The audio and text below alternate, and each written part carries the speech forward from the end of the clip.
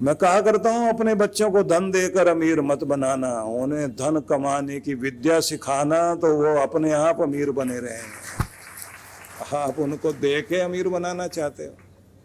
हम सब चमत्कारों में लगे हुए हैं। हनुमान जी से प्रार्थना कर रहा है, बाबा जी लॉटरी लगवा दो, लॉटरी लगवा दो, लॉटरी लगवा दो। कहते हैं हनुमान जी एक दिन प्रकट हुए और गदा लेके बोले कि कम से कम टिकट तो खरीद, या ये भी मैं ही दूंगा लेके, थोड़ा बहुत तो कर्म कर।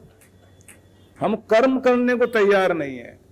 और कोई बाबा जी मिल जाए तो सब उनके पास, वो ज्ञान व्यान की बात नहीं करते, ज्ञान की बात थोड़ी देर करते हैं, उसके बाद कहते हैं महाराज आके बताना क्या होने वाला है, कोई चमत्कार हो जाए। भगवान को भी अच्छे से इस्तेमाल कर लेना चाहते हैं हम लोग। बस ये पता लगना चाहिए मंदिर आजकल कौन सा ज्यादा अच्छा चल रहा है, कौन सा तीर्थ आजकल ज्यादा पॉपुलर है। देवता बदलने में, इष्ट देव बदलने में एकदम तैयार बैठे हैं लोग। 4 जगह होकर आए, उसके बाद भी कहते हैं काम नहीं बन पा रहा। और लोग कहते हैं कहाँ कहाँ गए थे, वैष्णो देवी भी गए थे, तिरुपति बालाजी भी गए थे। बोले साईं बाबा और ट्राई करके देख लो। जगह जगह लेके जाएंगे लोग।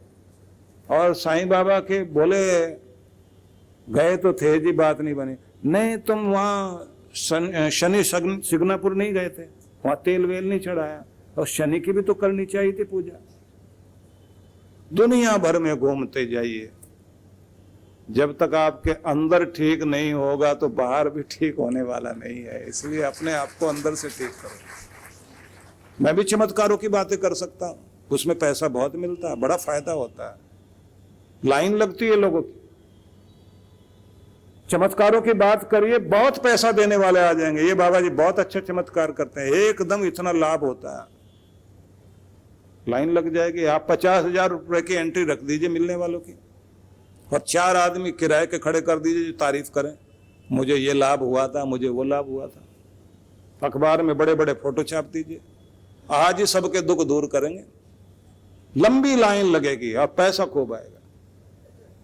लेकिन आप एक बात सोचिए, अगर धर्म का कार्य भी धन कमाने के लिए या फिर लोगों को धोखा देने के लिए है, इससे तो अच्छा कोई फिर बिजनेस कर लो भाई, जा करके ये काम धंधा छोड़ दो।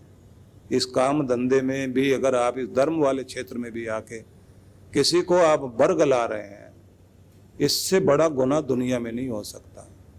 लेकिन ग्रंथों का नाम ले ले कि नहीं यहाँ लिखा वहां लिखा, कहीं भी नहीं कुछ लिखा हुआ। नहीं तो गीता में भगवान कृष्ण बता देते ये ऐसे करने से ये चमत्कार हो जाएगा, आज ही सब पैसा मिल जाएगा। वेद शास्त्रों में लिखा हुआ होता, कहीं पर भी नहीं लिखा हुआ ऐसा। वो एक गांव में एक बाबा जी पहुंच गए। जैसे वहां गए तो चेले उनके बोले महाराज सूखे सूखे गांव से निकलते रहे, यहाँ के लोग जो है सूखी रोटियां देते रहे, घी भी नहीं लगा के दिया। तो महाराज कोई ऐसा चमत्कार करो, कोई हलवा पूरी मिले, खीर वीर मिले, कुछ अच्छे से स्वागत हो, कोई चमत्कार दिखा दो। बाबा जी बोले बेटा चमत्कार दिखाएंगे तो भारी पड़ेगा।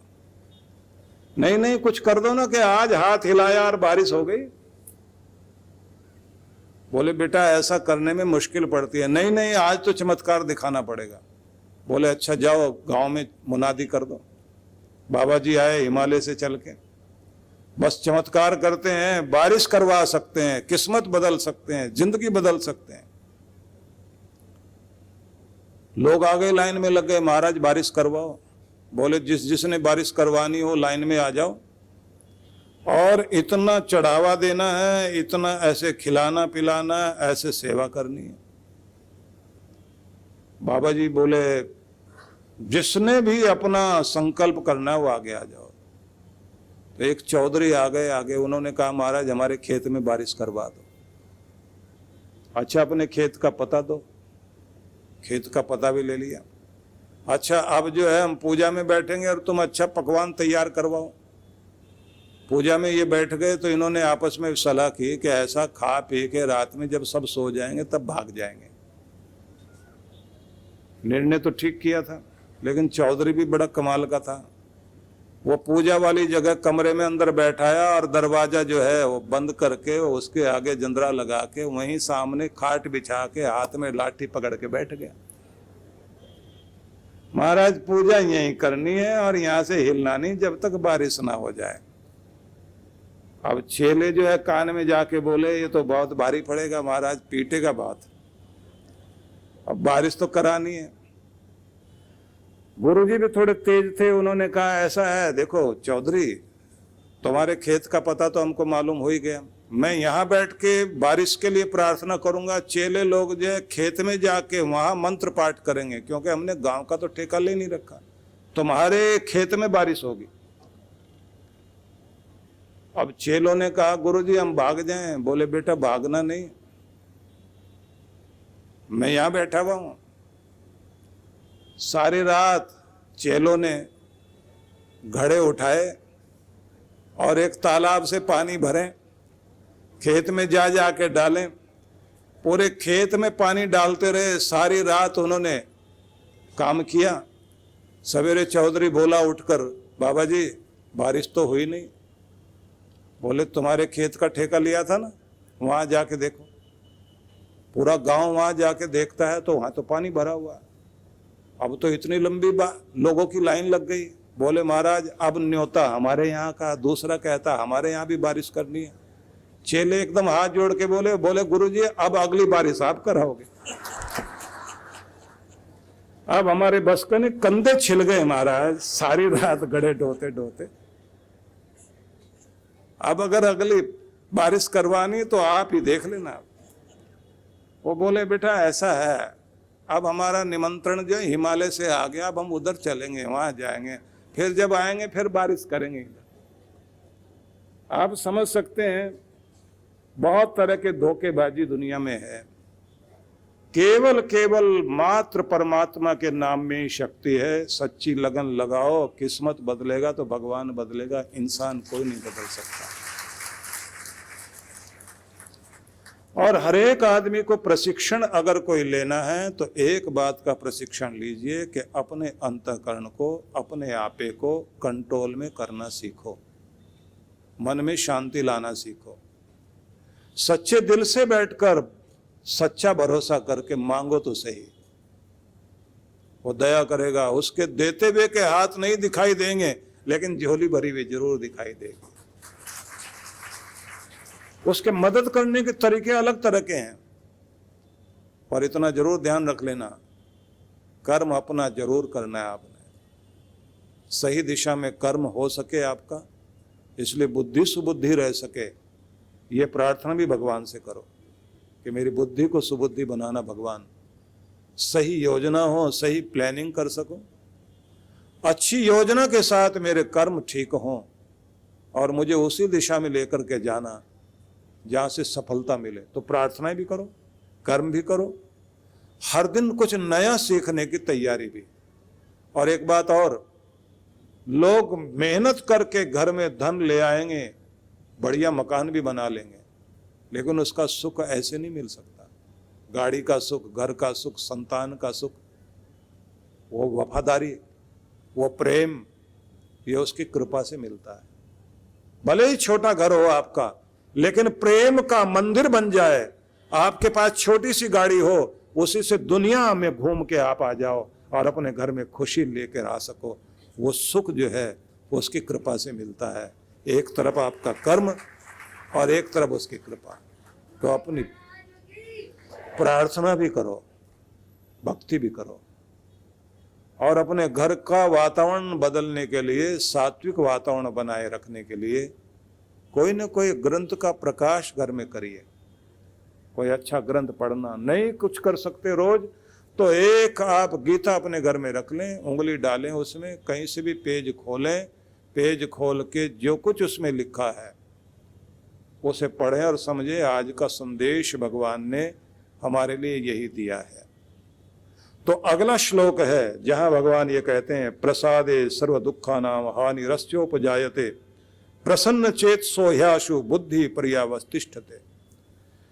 अंतःकरण जिसका नियंत्रण में आ गया और जो अंदर से प्रसन्न रहना सीख गया, ऐसे व्यक्ति को आंतरिक प्रसन्नता आ गई, अपना आपा भी अंदर से उसके वश में है, तो उसके दुख भी कम होने लग जाते हैं। मतलब धन्यवाद करके जीने वाला, अंदर से खुश मिजाज व्यक्ति बाहर भी प्रसन्नता का वातावरण बनाना शुरू करता है। शिकायती व्यक्ति अपने जीवन में रिक्तता, खालीपन को बढ़ाता है। जैसे जैसे आप धन्यवादी बनते हैं, अंतःकरण आपका प्रसन्नता से भरा हुआ है, वातावरण में भी प्रसन्नता आने लग जाएगी। वे लोग जो अंदर से मजाकिये होते हैं, अंदर से खुश रहते हैं, उन्हें हर जगह कोने कोने में आपको कुछ न कुछ ऐसी चीजें मिलती रहेंगी हंसने हंसाने की। जिनके अंदर जलने जलाने की आदत है, उन्हें दुनिया के हर कोने में कुछ न कुछ ऐसी चीज मिल जाएगी जिसको देखते ही एकदम उनके अंदर आग जलने लग जाएगी। वो अच्छे से ज्वाला प्रसाद बन जाते हैं। वैसे ज्वाला प्रसाद का मतलब बहुत अच्छा होता है। जो ज्वाला देवी या जगदम्बा या ज्योति स्वरूपा जो माँ है, उसकी कृपा जिसके ऊपर है वो ज्वाला प्रसाद है। लेकिन जो हर समय जले भुने रहें, हर समय अपने आप को दग्ध किए रहें, किसी भी बात से गुस्सा आ जाए, ऐसा नहीं होना। अपने आप को प्रैक्टिस करनी है। देखिए, आपका दिल एक ऐसी जमीन है जिस पर जो कुछ बोओगे आप, वही उगना शुरू हो जाएगा, और बहुत तेजी से उगता है। नफरत बो, वो उगाएगी। प्यार बोइए, वो उगाएगा। प्रसन्नता के बीज बोकर देखिए, ऐसी खेती उगेगी, चारों तरफ लहर बहर हो जाएगी। तो वही बो जो फसल उगाना चाहते हो, जो पाना चाहते हो। अपने आप का, अपना फोकस वहीं केंद्रित कर लीजिए। आप अपने आप का मन वहीं टिका लीजिए।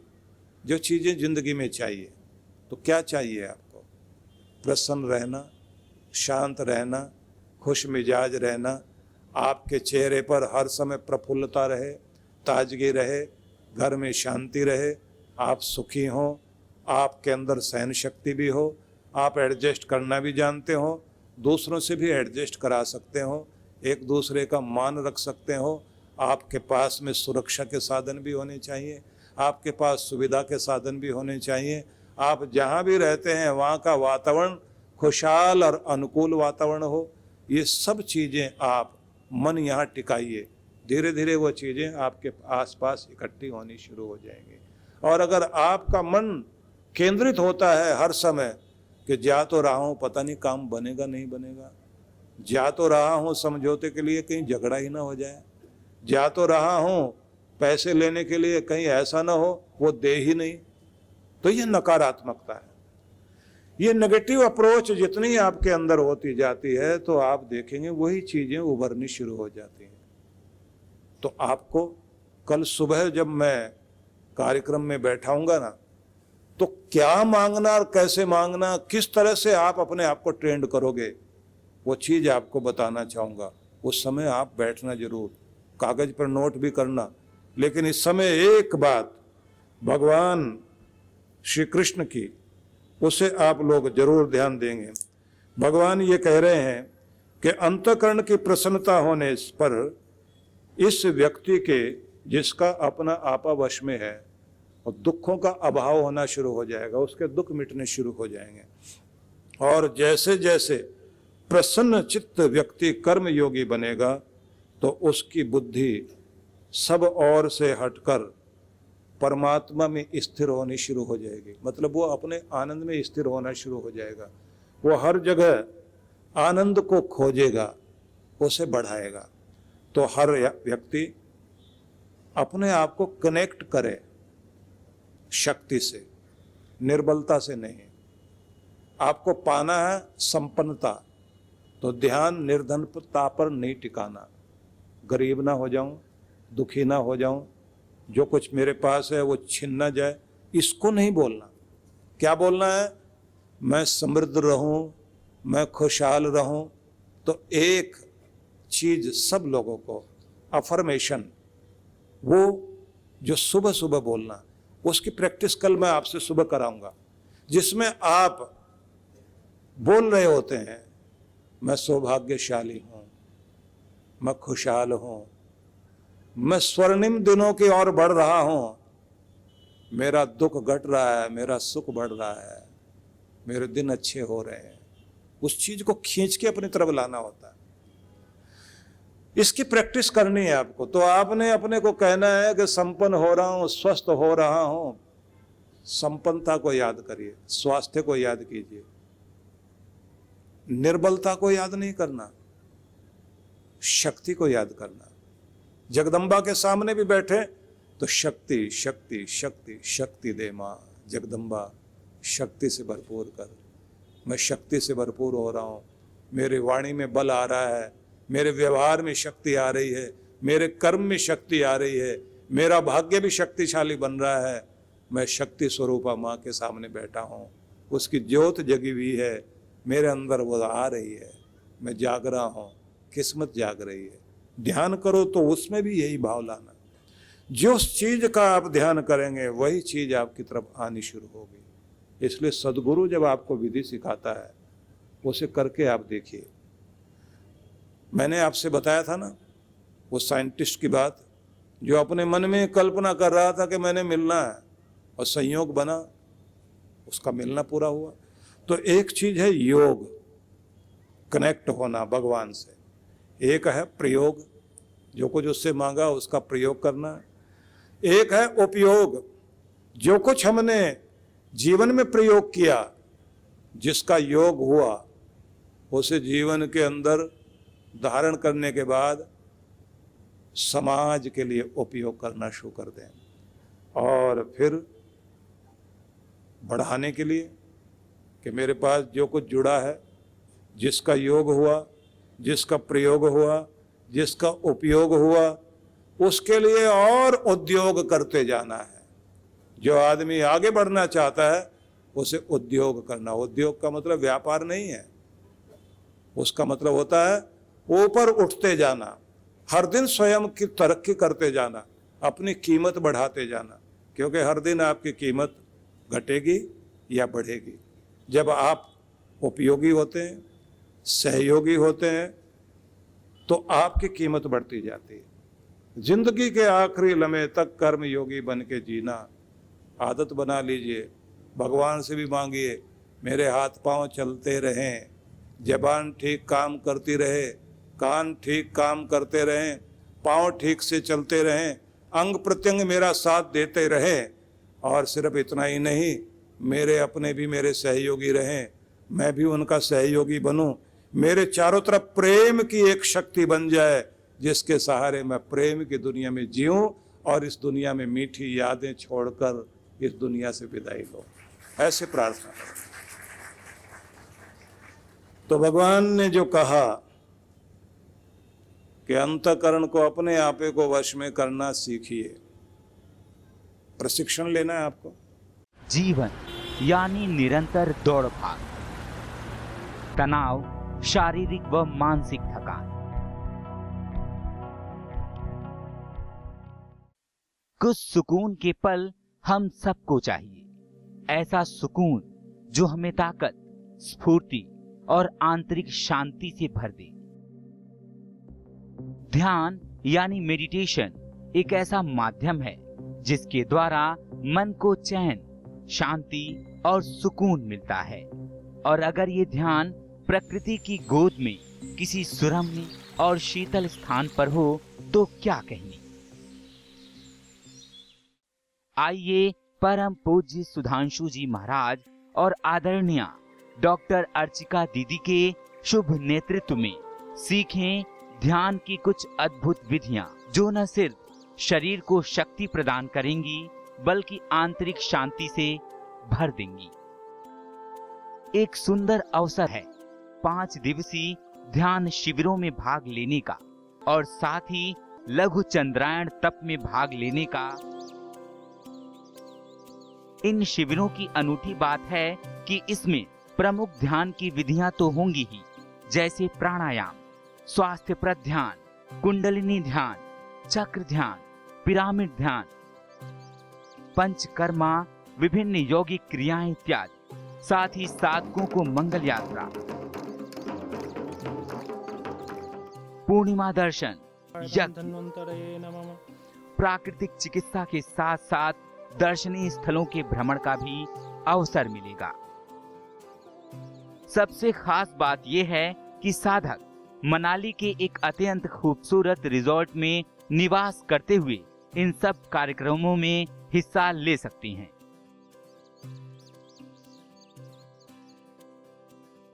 तो आइए परम पूज्य गुरुदेव और डॉक्टर अर्चिका दीदी के साथ मनाली चलें, पहाड़ों पर कुछ दिन बिताएं, ध्यान की विधियां सीखें और पाएं एक तनाव रहित मन, स्वस्थ तन, आत्मविश्वास और सबसे बढ़ के आंतरिक शांति और सुकून।